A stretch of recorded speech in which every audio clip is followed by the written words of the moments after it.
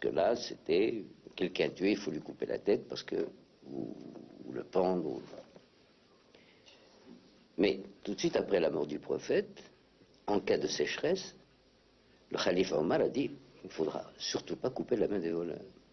Déjà la circonstance atténuante.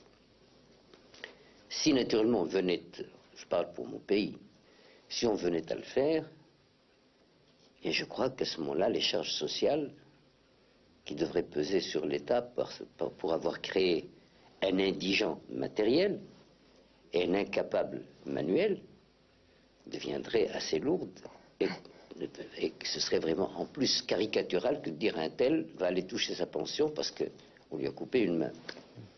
Non, il faut être évolutif. Le dogme, lui, ne doit pas être touché.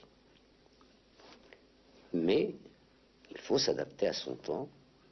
Et si on veut être tolérant, ça veut dire quoi être tolérant?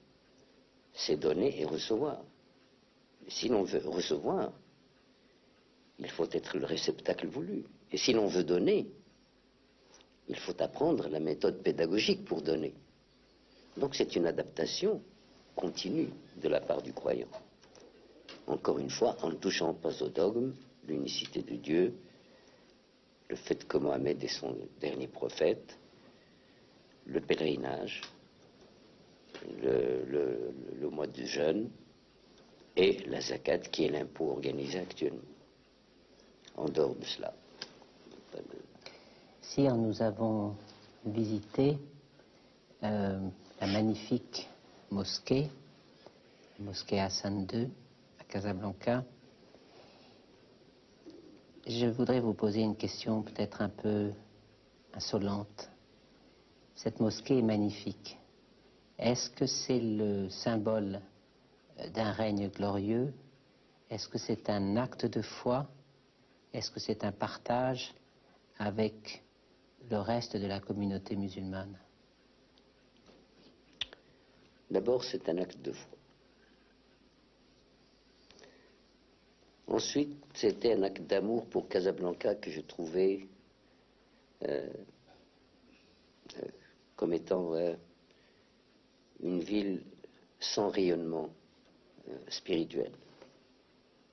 Enfin, c'était un acte de nationalisme, car je voulais montrer, pour maintenant et pour les siècles à venir, que le Maroc est un pays qui continuera toujours, avec l'aide de Dieu, à représenter à la fois ce qui est traditionnel, ce qui est constant,